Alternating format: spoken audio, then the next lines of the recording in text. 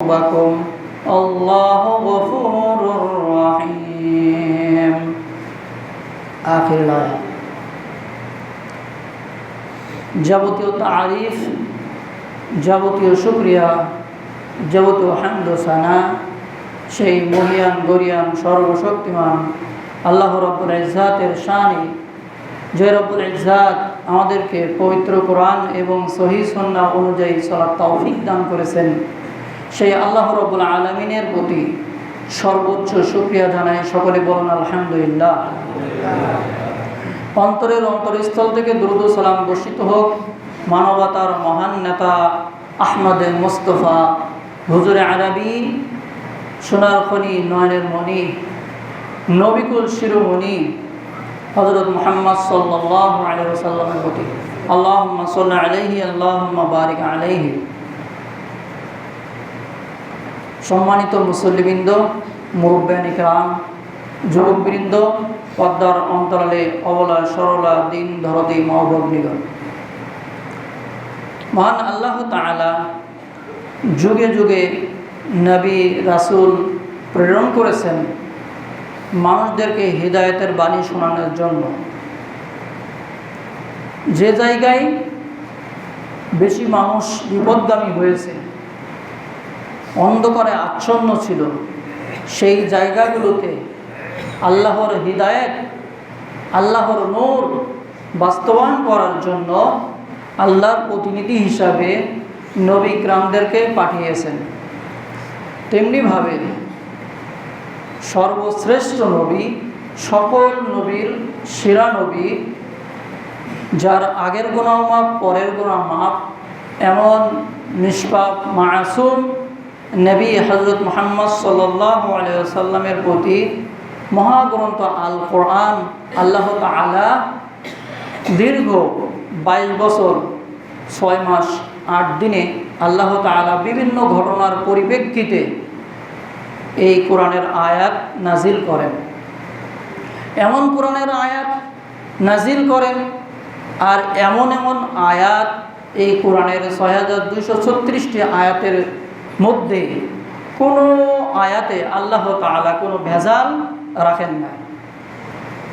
সকল খাদ্যে ভেজাল, সকল কাজে ভেজাল, কিন্তু আল্লাহর এই বাণী, আল্লাহর এই কালিমা, এর ভিতরে কোনো ভেজাল নেই এবং কি ভেজালের সন্দেহ মাত্র নেই। সুবহানাল্লাহ, আলহামদুলিল্লাহ। এর দলিল প্রসঙ্গে আল্লাহ তাআলা সূরা বাকারা 1 নম্বর সূরা 2 নম্বর আয়াতে আল্লাহ তাআলা ঘোষণা করছেন, আউযু বিল্লাহি মিনাশ শাইতানির রাজীম, বিসমিল্লাহির রহমানির রহিম, যালিকাল কিতাবু লা রাইবা ফীহ। যালিকাল কিতাব, এটা এমন একটি কিতাব, লা রাইবা ফীহ, যার ভিতরে কোনো সন্দেহের লেশমাত্র নেই। সুবহানাল্লাহ, আলহামদুলিল্লাহ। This is the holy book. In this book there is no doubt. এমন একটা গ্রন্থ, এমন একটা এই বই, যে বইয়ের ভিতরে আল্লাহর কোরআন, এই কোরআনের ভিতরে কোনো সন্দেহ লেশমাত্র নেই, কোনো ডাউট নেই। সুবহানাল্লাহ, আলহামদুলিল্লাহ। প্রত্যেক গ্রন্থ লেখার সময় লেখক প্রথম বা শেষে গিয়ে বলে থাকেন যে এই গ্রন্থ লেখার ভিতরে যদি কোনো ভুল ত্রুটি লক্ষ্য করেন আমাদেরকে জানাবেন, পরবর্তী সংস্করণে আমরা এর সংশোধন করব। কিন্তু কোরআনে কোনো জায়গায় এরকম বলা হয় নাই, এই কোরআনে কোনো সন্দেহ নেই। তো এমনিভাবে আল্লাহ তাআলা এই মুহাম্মদ সাল্লাল্লাহু আলাইহি ওয়াসাল্লামের উপরে কোরআন নাজিল করেছেন, তেমনিভাবে তার উপরেও আল্লাহ তাআলা হাদিস নাজিল করেছেন। ওহী 2 প্রকার, ওহী মাতলু আর ওহী গয়রি মাতলু।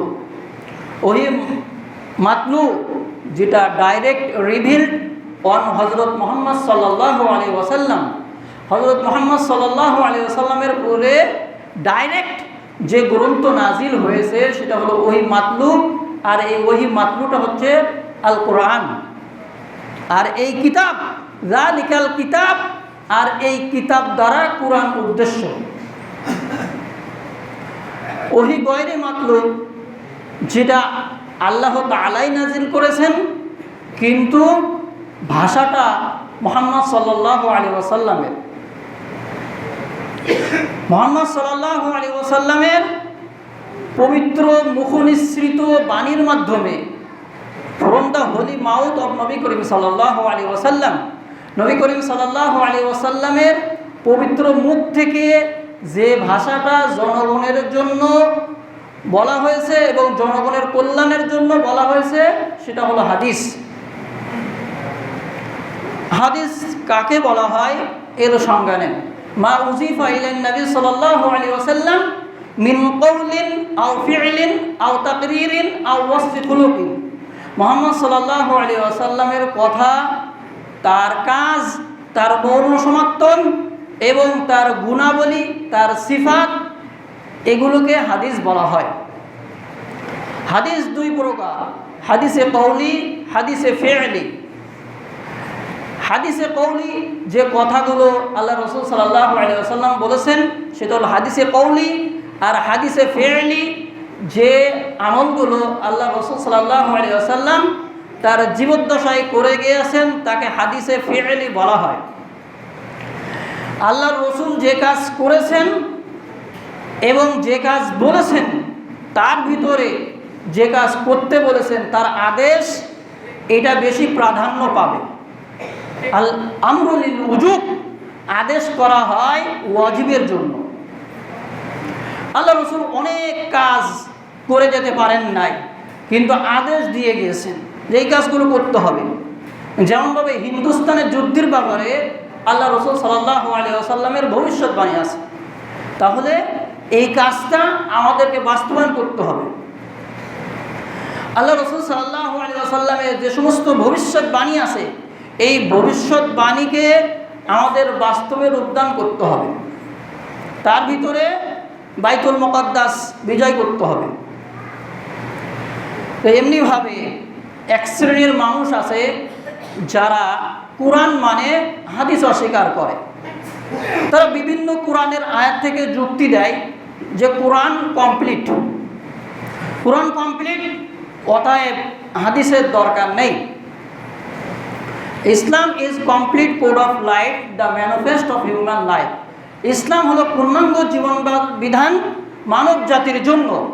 তো পূর্ণাঙ্গ জীবন বিধান ইসলাম, আর এই ইসলামের জীবন বিধান আনিত ধর্মগ্রন্থ হচ্ছে কোরআন এবং হাদিস, দুইটাই মূলনীতি। এখন অনেকেই বলে থাকেন ইসলামের মূলনীতি হচ্ছে কোরআন, হাদিস, ইজমা এবং কিয়াস, চারটি তারা মূলনীতি বলে থাকেন। বিশেষ করে আলিয়া সিলেবাসগুলোতে এইভাবেই পড়ানো হয় যে ইসলামের মূলনীতি হচ্ছে চারটি: কোরআন, হাদিস, ইজমা, কিয়াস। ইজমা হলো আপনার আলেমদের ঐক্যমতে যেটা সাব্যস্ত হয় সেটাকে বলা হয় ইজমা। কিয়াস যেটা হলো অন্ধ অনুসরণ, কোনো মানুষকে অন্ধ অনুসরণ বিনা দলিলে যে কথাকে বিশ্বাস করা হয়, এটা হলো কিয়াস, অন্ধ অনুসরণ। তো এই কিয়াসের ইসলামে কোনো অনুমোদন নেই। কোরআন এবং হাদিস যাচাই বাছাই করে আলেমরা ঐক্যমতে যদি রায় দেয়, সেটাকে ইজমা বলা হয়। তো এমনিভাবে এক শ্রেণীর মানুষ যারা ইজমা কিয়াস তো দূরের কথা, সরাসরি সহিহ হাদিসকে তারা অস্বীকার করে। এমনকি আল্লাহ তাআলা কোরআনে যে আয়াতগুলো উল্লেখ করেছেন, তাছাড়াও আল্লাহর মুখনিসৃত বাণীর মাধ্যমে কিছু হাদিস রয়েছে, যে হাদিসগুলোকে বলা হয় আপনার হাদিসে কুদসি। এই হাদিসে কুদসিগুলো কোরআনে নাই, কিন্তু হাদিসে আছে। কথাটা কিন্তু আল্লাহর, ভাষাটাও আল্লাহ তাআলা, সুবহানাল্লাহ, আলহামদুলিল্লাহ। তাহলে সেই হাদিসগুলোকে এই আহলে কোরআন, যারা কোরআন মানে, তারা কি অস্বীকার করছে না? করছে। তো তারা যুক্তি দাঁড় করান বিভিন্ন আয়াতের মাধ্যমে। যেমনভাবে আল্লাহ তাআলা বলছেন, ওমা মিন দাব্বাতিন ফিল আরদি ওয়ালা তাইরি ইয়াতিরু বিজানাহিহি ইল্লা উমামুন আমসালুকুম। তারা বলে থাকেন যে আসমান এবং জমিনের ভিতরে যে সমস্ত প্রাণী রয়েছে এবং দুই ডানা বিশিষ্ট যে সমস্ত প্রাণী রয়েছে বা পাখি রয়েছে তারা তোমাদের মতনই উম্মত। মা ফাররাতনা ফিল কিতাবি মিন শাইইন, আল্লাহ তাআলা এই কিতাবের ভিতরে এমন কিছু নাই যা ছাড়েন নাই, অর্থাৎ সব কিছু আল্লাহ তাআলা এই কিতাবে লিপিবদ্ধ করেছেন। এখন এই যে কিতাব, এই কিতাবের ব্যাখ্যায় যারা আহলে কোরআন, যারা শুধুমাত্র কোরআন মানে, তারা বলে থাকেন যে এটা হচ্ছে কিতাব বলতে কোরআন, কিন্তু এই কিতাব বলতে কি সেটা আল্লাহ তাআলা অন্য আয়াতের মাধ্যমেই ব্যাখ্যা করেছেন। এবং এই কোরআনের আয়াতের ব্যাখ্যা কার কাছ থেকে নিতে হবে এটা আমাদেরকে বুঝতে চেষ্টা করতে হবে। আল্লাহ তাআলা অন্য আয়াতের ভিতরে উল্লেখ করছেন, ওয়ামা তাসকুতু মিন ওয়ারাকাতিন ইল্লা ইয়ালামুহা ওয়ালা হাববাতিন ফি যুলুমাতিল আরদি ওয়ালা রাতবিন ওয়ালা ইয়াবিসিন ইল্লা ফি কিতাবিন মুবিন। মহান আল্লাহ তাআলা বলছেন, ওমা তাসকুতু মিন ওয়ারাকাতিন, গাছের একটা পাতাও পড়ে না যে আল্লাহ তাআলা জানেন না, এমন ঘটনা হয় না। সুবহানাল্লাহ, আলহামদুলিল্লাহ। জমিনে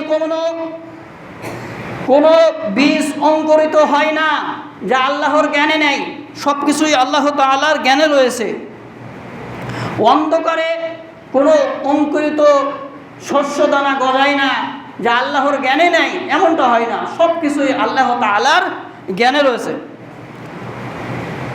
ওয়ালা ইয়াবিসিন ইল্লা ফি কিতাবিন মুবিন, আর কোনো শুষ্ক পাতাও পড়ে না যেটা আল্লাহর জ্ঞানে নেই, সব কিছুই আল্লাহর জ্ঞানে রয়েছেন। ইল্লা ফি কিতাবিন মুবিন, আর এটা সুস্পষ্ট কিতাবে লিপিবদ্ধ রয়েছে। এই সুস্পষ্ট কিতাব বলতে কোন কিতাব, এর ব্যাখ্যা নিতে গেলে আপনাকে আমাকে হাদিসের ভিতরে ঢুকতে হবে। কেন হাদিসের ভিতরে ঢুকবো? কেননা এর ব্যাখ্যা করতে গেলে কোরআনের আয়াতে আপনি খুঁজে পাবেন না। তো এই জন্য কোরআনের ব্যাখ্যাকারক হলো, গ্রন্থ হলো হাদিস। আপনি বলবেন যে কোরআনই তো কমপ্লিট, তাহলে হাদিসের দরকার কি? কোরআন যার উপরে নাজিল হয়েছে তিনি হচ্ছেন মুহাম্মদ সাল্লাল্লাহু আলাইহি ওয়াসাল্লাম। অতএব কোরআন যদি সব কথার ব্যাখ্যাকারক গ্রন্থ হতো তাহলে মুহাম্মদ সাল্লাল্লাহু আলাইহি ওয়াসাল্লামকে নবী হিসেবে দুনিয়ায় পাঠানোর দরকার হতো না। যদি তাই হতো আল্লাহ তাআলার আসমানি গ্রন্থ যে কোনো ফেরেশতার মাধ্যমে নাজিল করে দেখাতেন, তাহলে মুহাম্মদ সাল্লাল্লাহু আলাইহি ওয়াসাল্লামের কেন প্রয়োজন? যে বাস্তবিক জীবনে প্র্যাকটিক্যালি আল্লাহ রাসূল সাল্লাল্লাহু আলাইহি ওয়াসাল্লাম তার সাহাবীদের বিভিন্ন জীবন আদর্শ এবং কিভাবে আল্লাহকে চিনা যাবে, কিভাবে আমল করা যাবে, কিভাবে জীবন পরিচালনা করা যাবে, কিভাবে রাষ্ট্রীয় জীবন পরিচালনা করা যাবে, কিভাবে আন্তর্জাতিক সেক্টরে যাওয়া যাবে, সব কিছু আল্লাহ রাসূল সাল্লাল্লাহু আলাইহি ওয়াসাল্লাম শিক্ষা দিয়েছেন। এই শিক্ষা দেওয়াটা, এই দেখিয়ে দেওয়াটা, এই পথনির্দেশ করাটা, এই কওলি কথা বলাটা, এই ফিলটা আমলযোগ্য মানুষকে করে দেখানো, সব কিছুই হাদিস। তো এই জন্য ইল্লা ফি কিতাবিন মুবিন এর ব্যাখ্যায় রাইসুল মুফাসসিরিন, যিনি সর্বাধিক আপনার কোরআনের ব্যাখ্যাকারক সাহাবী হযরত আব্দুল্লাহ ইবনে আব্বাস রাদিয়াল্লাহু তাআলা আনহু, তিনি বলেন এর ব্যাখ্যায় কিতাব বলতে আল্লাহ তাআলা লাউহে মাহফুজকে বুঝিয়েছেন। যে লাউহে মাহফুজ, সেখানে সব কিছু আল্লাহ তাআলা জমা করে রেখেছেন। আধুনিক যুগে সবচেয়ে হাদিস অস্বীকারীগণ, যে ওরিয়েন্টালিস্ট যারা প্রাচ্যবিদ, তাদের মধ্যে সর্বাধিক হাদিস অস্বীকারী ব্যক্তি হচ্ছেন মিশরের বিভিন্ন স্কলারশিপ, যেখানে রয়েছে আবু রশিদ রিজা এবং মুফতি আব্দুহু, ডক্টর আহমদ আমিন ও মাহমুদ আবু রাইজার হাতে সর্বপ্রথম এ ফিতনার অঙ্কুরিত হয়। বিভিন্ন স্কলারশিপের মাধ্যমে যারা স্কলার পেয়েছে, এই স্কলারদের হাতেই সর্বপ্রথম হাদিস অস্বীকার করার প্রচলন ঘটে।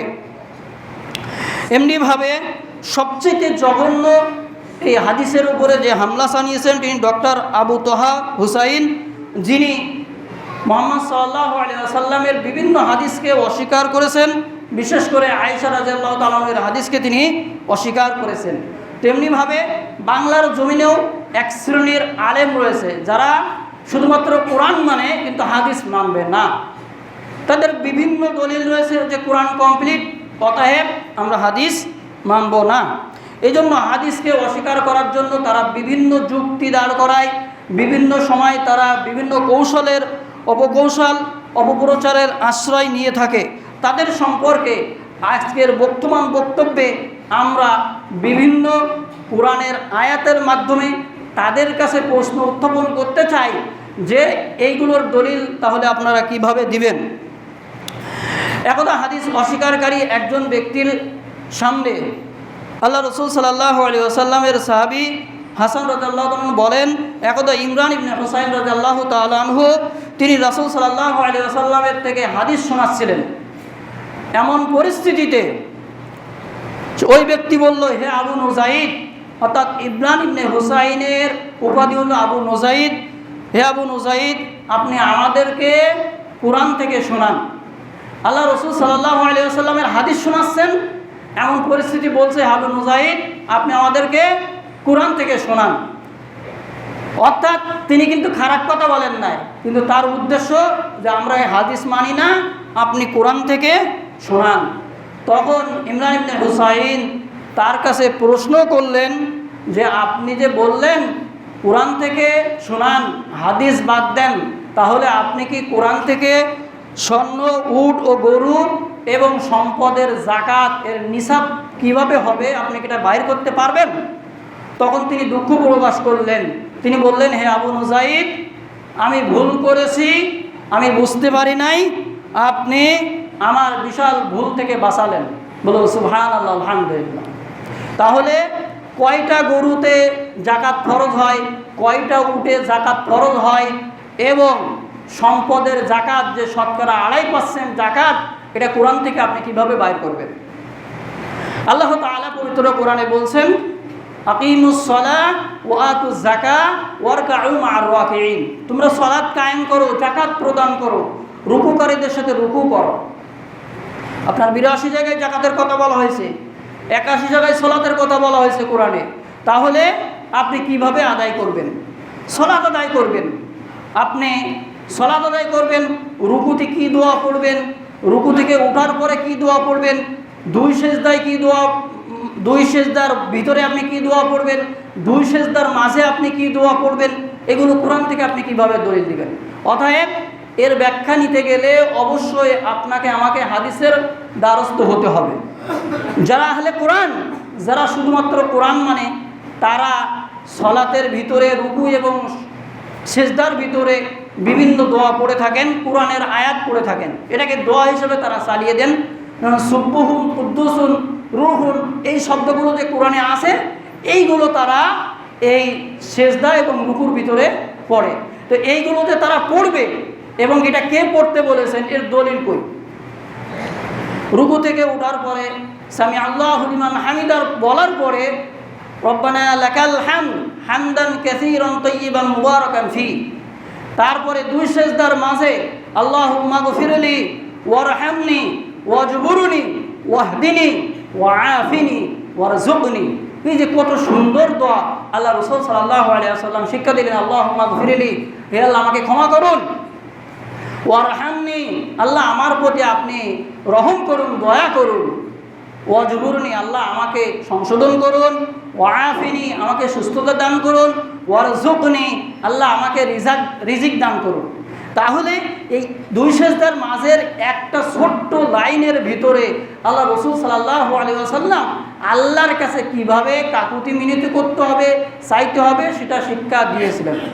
এখন আসেন যুক্তির খাতিরে যদি আমি মেনেও নিই যে আমরা কোরআন মানব, হাদিস মানব না, তাহলেও আমরা যুক্তির উপরে যুক্তি দাঁড় করতে পারি যে আপনি যে কোরআনটা যে সঠিক গাইডলাইন, কোরআনই যে মানবেন, হাদিস মানবেন না, তা কোরআনটা আপনি কোথায় পেলেন, কার কাছ থেকে পেলেন? তারা নিশ্চিত জবাব দিবে যে এটা মুহাম্মদ সাল্লাল্লাহু আলাইহি ওয়াসাল্লামের কাছ থেকেই পেয়েছি। তাহলে মুহাম্মদ সাল্লাল্লাহু আলাইহি ওয়াসাল্লাম থেকে পেয়েছেন যে এইটাই তো আপনার হাদিস। মুহাম্মদ সাল্লাল্লাহু আলাইহি ওয়াসাল্লাম তিনি বলেছেন আমার উপরে কোরআন নাজিল হয়েছে, এই নাজিল হওয়াটার বিষয়টা এটাই তো হাদিস। তাহলে আপনি কিভাবে অস্বীকার করতেছেন? সাথে সাথে আপনি যদি মুহাম্মদ সাল্লাল্লাহু আলাইহি ওয়াসাল্লামকে না মানেন, তা আপনি কোরআনও মানছেন না। কিভাবে হয়? আল্লাহ তাআলা পবিত্র কোরআনে বলে দিচ্ছেন, আল্লাহ তাআলা সূরা আল ইমরানের ভিতরে উল্লেখ করছেন, কুল ইন কুনতুম তুহিব্বুনাল্লাহ ফাত্তাবিউনি ইউহিব্বুকুমুল্লাহু ওয়া ইয়াগফির লাকুম যুনুবাকুম। মহান আল্লাহ তাআলা ঘোষণা করছেন, কুল ইন কুনতুম তুহিব্বুনাল্লাহ, তোমরা যদি আল্লাহকে ভালোবাসতে চাও, আল্লাহকে যদি তোমরা পেতে চাও, আল্লাহকে যদি দিদার চাও, সাক্ষাৎ চাও, তাহলে ফাত্তাবিউনি, আমি মুহাম্মদ, আমাকে অনুসরণ করো, অনুকরণ করো। ইউহিব্বুকুমুল্লাহ, তাহলে আল্লাহ তোমাদেরকে ভালোবাসবেন। ওয়া ইয়াগফির লাকুম, এবং সাথে সাথে তোমাদেরকে ক্ষমা করবেন। তোমাদের পাপরাশিকে, যুনুবাকুম, তোমাদের পাপরাশিকে মিটায় দেবেন। সুবহানাল্লাহ, আলহামদুলিল্লাহ। মুহাম্মদ সাল্লাল্লাহু আলাইহি সাল্লামকে অনুকরণ করলে কি হয়? আল্লাহ তার আগের গুনাহকে মাফ করে দেন। সগীরা গুনার জন্য, কাবিরা গুনার জন্য আল্লাহর কাছে ক্ষমা প্রার্থনা করতে হবে। আল্লাহু গফুরুর রহিম, আর আল্লাহ ক্ষমাশীল, পরম দয়ালু। তাহলে এই আয়াতের মাধ্যমে আল্লাহই শিক্ষা দিয়েছেন, আল্লাহই বলছেন, আল্লাহই অর্ডার করছেন যে মুহাম্মদ সাল্লাল্লাহু আলাইহি ওয়াসাল্লামকে অনুসরণ করতে। তাহলে আমরা কিভাবে কোরআন মানলাম? তাহলে আহলে কোরআনদের কাছে, যারা কোরআন মানে, তাদের কাছে প্রশ্ন উত্থাপন করতে চাই, আপনি কোরআন মানলে এই আয়াতের ব্যাখ্যা কিভাবে মানেন? আল্লাহ তাআলা অন্য আয়াতে বলছেন, কুল আতিউল্লাহ ওয়া আতিউর রাসূল, তোমরা আল্লাহর আনুগত্য করো এবং সাথে সাথে আল্লাহর রাসূলের আনুগত্য করো। তাহলে কিভাবে হবে? আপনি তো আল্লাহর আনুগত্য করছেন, রাসূলকে তো মানছেন না। অতএব রাসূলের আনুগত্য করতে হবে। সবচেয়ে ভয়াবহ ফিতনা যারা শিয়া, রাফিজি এবং খারিজি, এই তিন সম্প্রদায়ের মাধ্যমে এই সমস্ত ফিতনা বেশিরভাগই ছড়ায়। তারা হাদিসকে অস্বীকার করে, বিশেষ করে হাদিসের পরিবর্তে তারা বিভিন্ন যুক্তি মানুষের কাছে দাঁড় করায়। তো কোরআন এবং হাদিসের ক্ষেত্রে যেখানে অকট্ট দলিল পাওয়া যাবে, প্রমাণ পাওয়া যাবে, সেখানে দলিল এর পরিপ্রেক্ষিতে নিজের রায় গড়া যুক্তি, অন্ধ যুক্তি, ঘোড়া যুক্তি ইত্যাদি দাঁড় করালেও দলিলের পক্ষে টিকবে না। যেমনভাবে কোনো ব্যক্তির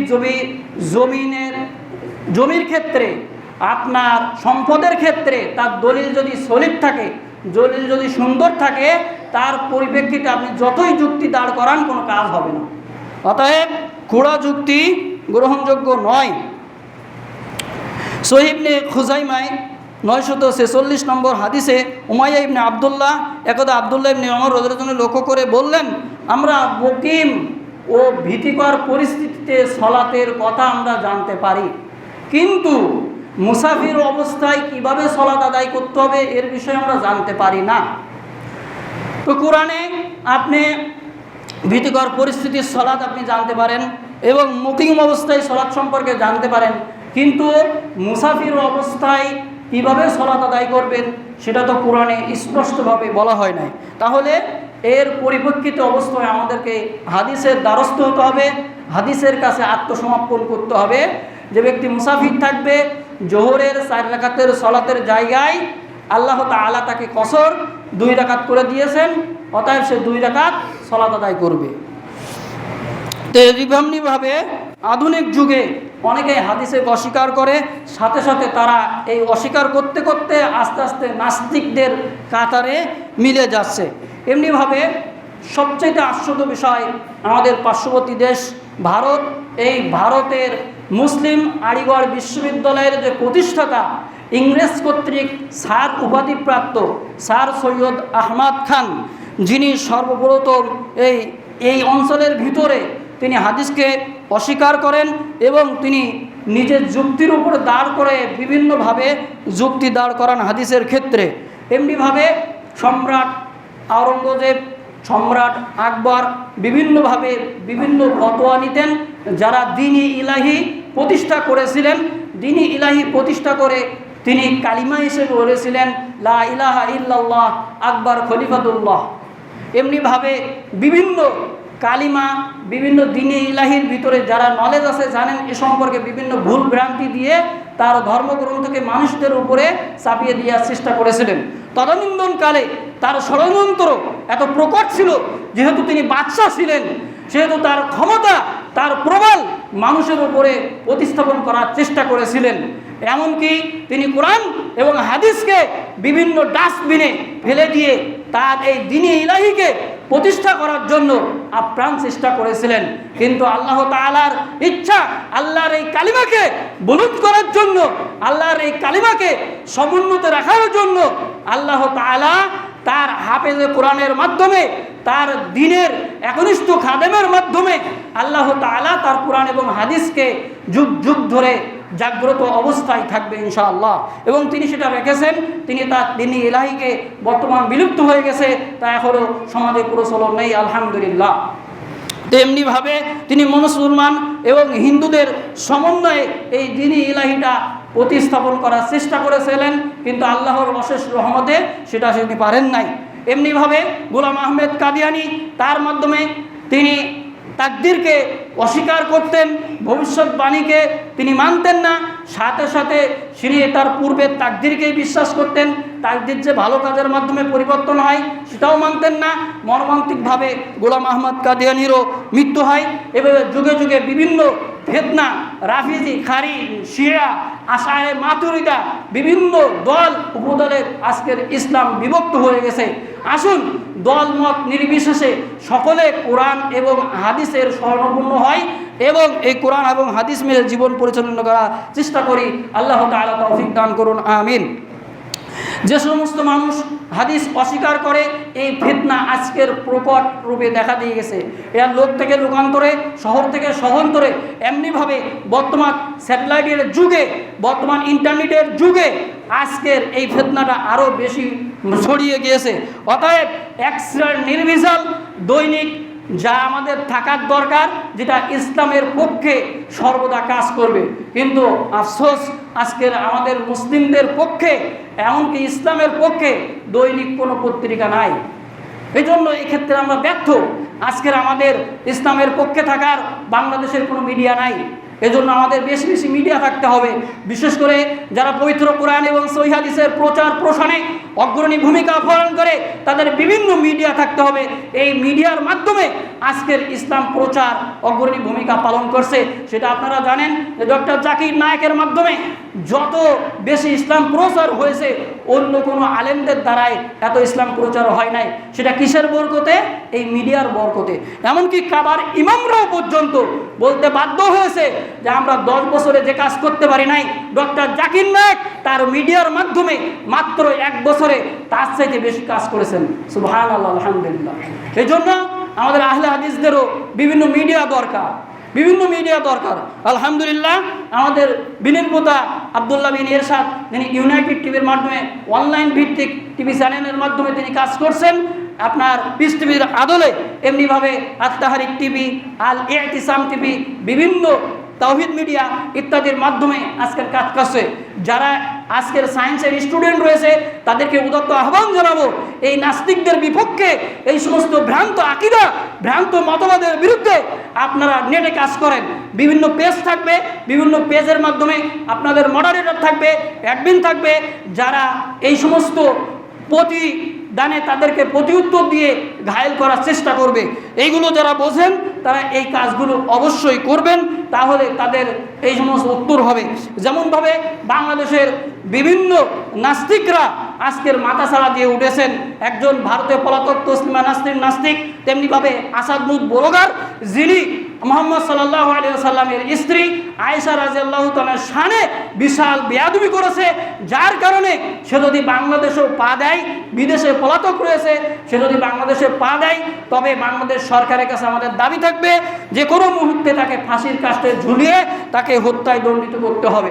এমনিভাবে বিভিন্ন নাস্তিক আজকের হাদিসকে অস্বীকার করে তারা বিভিন্ন কাজ করতেছেন। তারা বলতে চাচ্ছেন আয়েশা রাদিয়াল্লাহু তাআলার ঘরে গিয়ে মুহাম্মদ সাল্লাল্লাহু আলাইহি ওয়াসাল্লাম ধরা পড়েছিলেন, কুকর্ম করেছিলেন, তাই তার সাথে আবু বকর রাদিয়াল্লাহু তাআলা বিবাহ দেন।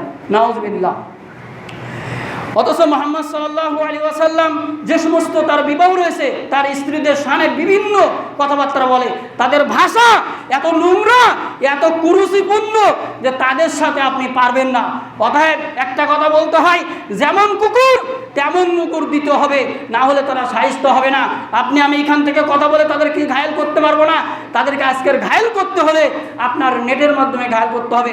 আসাদ নূর বুড়িগল বলোয়ারকে আলহামদুলিল্লাহ ব্রাদার রুহুল আমিন তার মাধ্যমে সে যুক্তি দাঁড় করিয়ে গোটা বিশ্বজগৎ আপনার ঘন্টার পর ঘন্টা দেখেছে যে মা আয়েশা রাদিয়াল্লাহু চরিত্র সম্পর্কে যে কি সুন্দরভাবে তিনি যুক্তি দাঁড় করিয়েছেন এবং কোরআনের আয়াত নাজিল করেছেন, যেটা আল্লাহ তাআলা আয়েশা রাদিয়াল্লাহু তাআলার চরিত্র সম্পর্কে আল্লাহ তাআলা 18 নম্বর পারার 9 নম্বর পৃষ্ঠায় এবং 10 নম্বর পৃষ্ঠায় আল্লাহ তাআলা সূরা নূরটাই আয়েশা রাদিয়াল্লাহু তাআলার পবিত্র সম্পর্কে আল্লাহ তাআলাই নাজিল করেছেন। সুবহানাল্লাহ, আলহামদুলিল্লাহ। এসব নাস্তিকদের দাঁত ভাঙা জবাব দেওয়ার জন্য অবশ্যই এক শ্রেণীর যুবকদেরকে আজকের অগ্রণী ভূমিকা পালন করতে হবে। ইসলামের পথে তাদেরকে তাওহীদের সহিত নির্বিচাল একনিষ্ঠভাবে আল্লাহকে খেদমত করার জন্য, ইসলামকে খেদমত করার জন্য অবশ্যই কাজ করতে হবে। আল্লাহ তাআলা তৌফিক দান করুন, আমিন। আল্লাহ রাসূল সাল্লাল্লাহু আলাইহি ওয়াসাল্লামের কাছে কোরআনের আয়াত নাযিল হয়েছে, ওয়া আনজালনা ইলাইকা যিকরা লিতুবায়্যিনা লিন-নাসি মা নুযিলা ইলাইহিম লাআল্লাহুম ইয়াতাফাক্কারুন। নিশ্চয়ই আমি তোমার কাছে জিকির নাযিল করেছি। এই যে জিকির, এই জিকিরের ব্যাখ্যা কি? এই জিকিরের ব্যাখ্যা নিতে গেলে অবশ্যই আমাদেরকে হাদিসের দ্বারানুপূর্ণ হতে হবে। লিতুবায়্যিনা লিন-নাস, আর এই জিকিরটা কি? যে মুহাম্মদ সাল্লাল্লাহু আলাইহি ওয়াসাল্লাম আপনি মানুষদের কাছে বায়িন করবেন, বর্ণনা করবেন, স্পষ্ট করে দিবেন। তাহলে কে ব্যাখ্যা করবেন? মুহাম্মদ সাল্লাল্লাহু আলাইহি ওয়াসাল্লাম ব্যাখ্যা করবেন। ওয়ালা আল্লাহুম ইয়াতাফাক্কারুন, যাতে তারা চিন্তা করে, ফিকির করে, গবেষণা করে, তারা গবেষণার দ্বার উন্মুক্ত, গবেষণার সমষ্টি করে পৌঁছাতে পারলে অবশ্যই এই কোরআনের আয়াতের যে সারমর্ম, এর যে তাত্ত্বিক বিশ্লেষণ, এর যে বৈজ্ঞানিক ভঙ্গিমা, এর যে গাণিতিক বিশ্লেষণ, সব কিছু সে এই কোরআনের আয়াতের মাধ্যমে পাবে। এমনিভাবে আজকে যারা হাদিসে ও অস্বীকার করে তাদেরকে যদি বলা হয় যে বিভিন্ন আয়াত রয়েছে যেগুলো আয়াতের আপনারা যুক্তি খণ্ডন করতে পারবেন না হাদিস ছাড়া, যেমনভাবে আল্লাহ তাআলা বলছেন হুররিমাত আলাইকুমুল মাইতাতু ওয়াদ-দামু। আল্লাহ তাআলা সূরা মাইদার ভিতরে উল্লেখ করছেন হুররিমাত আলাইকুমুল মাইতাতু ওয়াদ-দামু। আল্লাহ তাআলা মৃত এবং রক্তকে হারাম করেছেন। তাহলে মৃত মাছ কি খাওয়া যাবে না? সবাই তো মৃত মাছ খায় এবং ওয়াদ-দামু রক্ত খায়। কীভাবে খায়? কলিজা খায়, হৃৎপিণ্ড খায়। এই আয়াতের ব্যাখ্যা নিতে গেলে অবশ্যই আল্লাহ রাসূল সাল্লাল্লাহু আলাইহি ওয়াসাল্লাম বলেছেন দুইটা রক্তকে আল্লাহ রাসূল সাল্লাল্লাহু আলাইহি ওয়াসাল্লাম, দুটো মৃতকে আল্লাহ রাসূল সাল্লাল্লাহু আলাইহি ওয়াসাল্লাম হালাল করেছেন। একটা হলো মাছ, 2 নম্বর হলো টিড্ডি, যেটা ফড়িং জাতীয় জিনিস, টিড্ডি। এই দুটো মৃত হলেও খাওয়া যাবে, মাছ এবং টিড্ডি। দুইটার রক্তকে আল্লাহ রাসূল সাল্লাল্লাহু আলাইহি ওয়াসাল্লাম হালাল করেছেন। একটা হলো কলিজা, 2 নম্বর হলো হৃৎপিণ্ড। অতএব এই আয়াতের ব্যাখ্যা নিতে গেলে অবশ্যই হাদিসের দ্বারানুপূর্ণ সারস্থ হতে হবে। এমনিভাবে আল্লাহ রাসূল সাল্লাল্লাহু আলাইহি ওয়াসাল্লামের কাছে বিভিন্ন কোরআনের আয়াত নাযিল হয়েছে, যার ব্যাখ্যা করতে গেলে অবশ্যই হাদিসের দ্বারানুপূর্ণ হতে হবে। যেমনিভাবে আমরা মুমূর্ষু ব্যক্তি অর্থাৎ মৃত্যু প্রায় ব্যক্তি, এমন ব্যক্তির সামনে পাশে বসে আমরা কি করব? লাক্কিনু মাউতাকুম, তোমাদের মৃত্যুকে লাক্কিন করো, তোমাদের মৃতদেরকে অর্থাৎ মুমূর্ষু ব্যক্তিকে লাক্কিনু মাউতাকুম, মৃত ব্যক্তিকে লাক্কিন করো, অর্থাৎ লা ইলাহা ইল্লাল্লাহ বলো, কিন্তু বেশি জোর জবরদস্তি করবে না। অনেকেই মুমূর্ষু ব্যক্তির পাশে বসে কোরআন তেলাওয়াত করে, কিন্তু এই অবস্থায় কোরআন তেলাওয়াত করা যাবে না।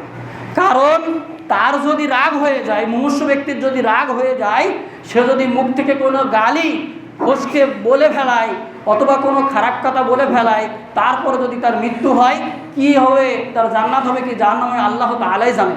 তবে মৃত্যুর আগে যেন তার মুখ থেকে লা ইলাহা ইল্লাল্লাহ বলে, লাক্কিনু মাউতাকুম, তোমাদের মৃত ব্যক্তিকে লাক্কিন করো, অর্থাৎ তাকে আস্তে আস্তে লা ইলাহা ইল্লাল্লাহ বলাও। এটা হলো আল্লাহ রাসূল সাল্লাল্লাহু আলাইহি ওয়াসাল্লামের হাদিস। তাহলে আপনি কোরআনের আয়াত দিতে কিভাবে বুঝাবেন?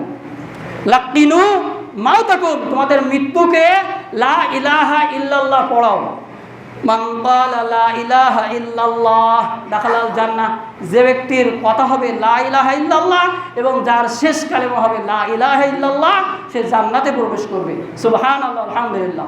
তাহলে মৃত ব্যক্তির শেষ কালেমা যদি লা ইলাহা ইল্লাল্লাহ হয় তাহলে সে জান্নাতে প্রবেশ করবে। সুবহানাল্লাহ, আলহামদুলিল্লাহ। এমনিভাবে স্ত্রীকে তালাক দেওয়া, কয় মাসে কয় তালাক দেবেন ইত্যাদি বিষয়ে জানতে গেলে অবশ্যই হাদিসের দ্বারস্থ হতে হবে। এমনিভাবে আপনি মৃত ব্যক্তিকে কিভাবে কাফন করবেন, কিভাবে দাফন করবেন, কিভাবে আপনি লাশকে নামাবেন, কবরে মাটি দেওয়ার সময় কি পড়বেন, তারপরে শেষে কি কাজ করবেন ইত্যাদি বুঝতে গেলে আপনার অবশ্যই হাদিসের দ্বারস্থ হতে হবে, অন্যথায় আমি আর আপনি বুঝতে পারবো না। আল্লাহ তাআলা পবিত্র কোরআনে সূরা জুমা, যে আজকের জুমার দিনে সূরা জুমায় আল্লাহ তাআলা বলছেন, ইয়া আইয়ুহাল্লাযীনা আমানু ইযা নুদিয়া লিস-সালাতি মিন ইয়াউমিল জুমআতি ফাসআউ ইলা যিকরিল্লাহ। হে ঈমানদারগণ, যখন তোমাদেরকে নুদিয়া করা হয়, আহ্বান করা হয়, তখন তোমরা এই জুমার দিনে ফাসআউ, তোমরা দৌড়ে যাও, প্রতিযোগিতা করো, কম্পিটিশন করো, প্রতিযোগিতা করো ইলা যিকরিল্লাহ, আল্লাহ জিকিরের দিকে।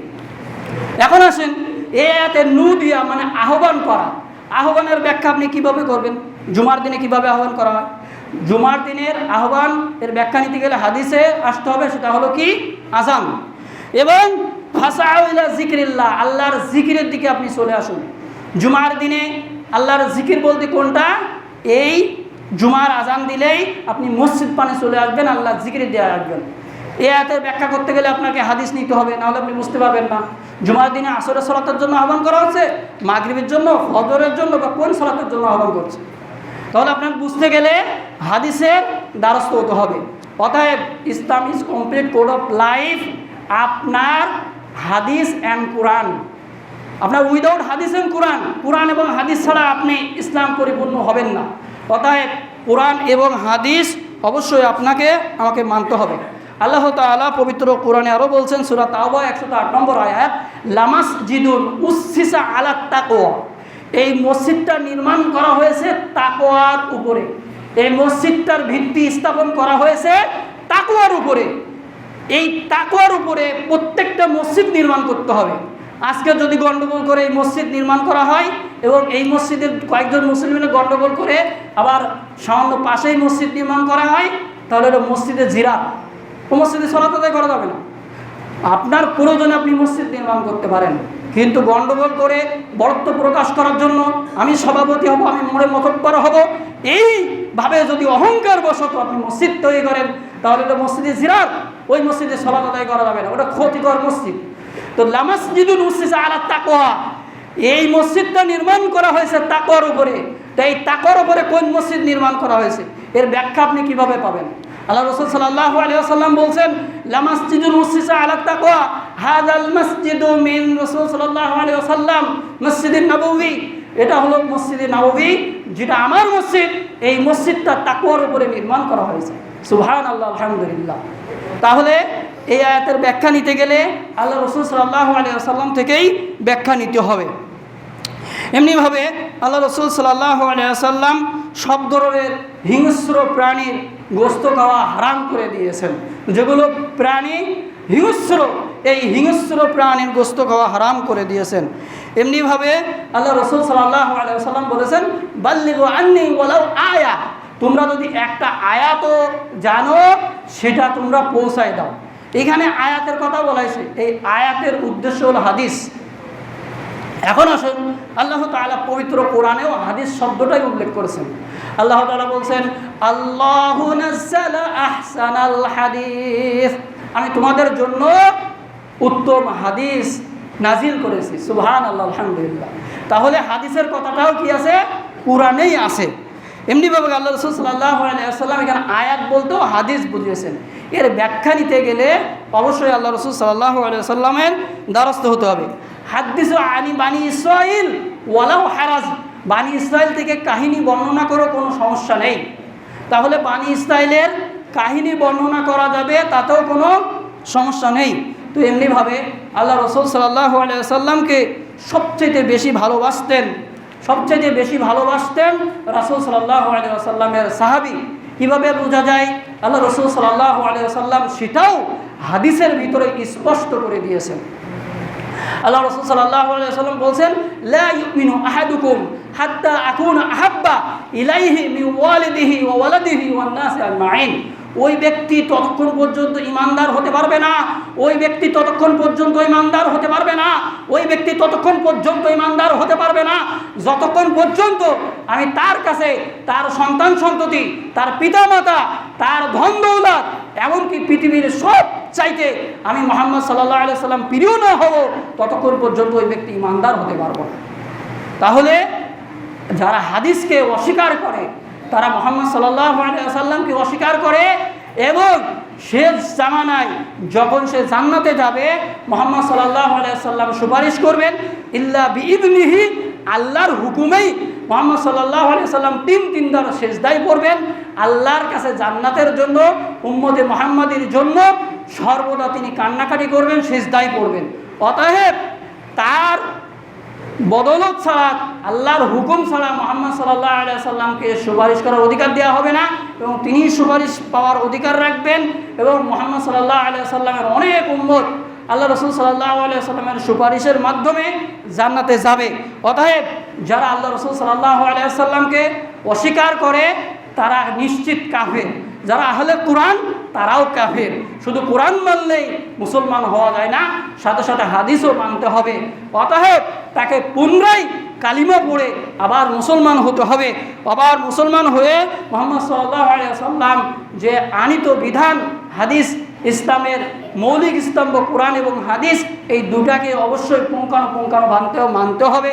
এক শ্রেণীর মাযহাবী ভাইরা যখনই রফুল এদানে হাদিস পাওয়া যায়, যখনই জ্বরে আমিন হাদিস পাওয়া যায়, তখনই তারা বলে এটা আমাদের মাযহাবে নাই, ইমাম আবু হানিফা এই কথা বলেছেন, অতএব এই কাজগুলো আমাদের করা যাবে না। অতএব যখন মিশরে কোরআন, আপনার বিভিন্ন বিধর্মীতে দেশে কোরআন পড়ানো হয়, তখন আমরা আফসোস করি, বিভিন্ন জায়গায় আমরা আন্দোলন করি, দেখো কোরআন পড়িয়ে ফেলাইছে, এটা কতই না খারাপ কাজ। অথচ সরাসরি বাংলাদেশে বসে হাদিসের গলা কাটা হচ্ছে, অথচ এখানে দেখার কেউ নাই, হাদিসকে অস্বীকার করছে। যখনই রাসূলের হাদিস পাওয়া যাবে, নির্দ্বিধায় আপনার বাপ দাদা 14 পুরুষ কি কাজ করলো সেটা দেখা যাবে না। অবশ্যই বাপ দাদা ভুল করতে পারে, আগের অনেক বড় বড় আলেম ভুল করতে পারে, বড় বড় বুজুর্গের দিন ভুল করতে পারে, বড় বড় পীর সাহেব সে ভুল করতে পারে, কিন্তু মুহাম্মদ সাল্লাল্লাহু আলাইহি ওয়াসাল্লাম আনিত বিধানে অবশ্যই তার সামনে মাথা নত করতে হবে। যার কথায় ইসলাম চলে তার নাম মুহাম্মদ সাল্লাল্লাহু আলাইহি ওয়াসাল্লাম।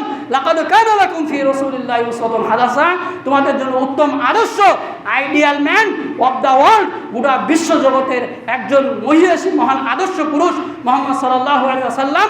অতএব তার কথায় আপনাকে আমাকে নির্দ্বিধায় উদ্বোস করতে হবে, উঠতে হবে, বসতে হবে, সকল কাজ করতে হবে। আল্লাহ তাআলা বুঝার তৌফিক দান করুন, আমিন। অত্র খুতবার মাধ্যমে আমরা বুঝতে পারলাম বিভিন্ন ফিরকা, বিভিন্ন দল মত নির্বিশেষে তাদের নিজেদের দলে রায় দেওয়ার জন্য বিভিন্ন যুক্তি, তর্ক ইত্যাদি খাড়া করার চেষ্টা করতেছে, অথচ এই কাজগুলো করা যাবে না। আল্লাহ রাসূল সাল্লাল্লাহু আলাইহি ওয়াসাল্লাম যেভাবে জীবন, রাষ্ট্র, সমাজ, আন্তর্জাতিক সকল সেক্টরে যেভাবে পরিচালনা করছেন, সেভাবেই আমাদেরকে পরিচালনা করতে হবে। অতএব আসুন আমরা দলমত নির্বিশেষে ভুলে গিয়ে আমরা সকলেই কোরআন এবং হাদিসের কাছে সারেন্ডার হই, আত্মসমর্পণ করি। আল্লাহ তাআলা আমাদের তৌফিক দান করুন, আমিন। ওয়া আখিরি দাওয়ানা আলহামদুলিল্লাহি রাব্বিল আলামিন।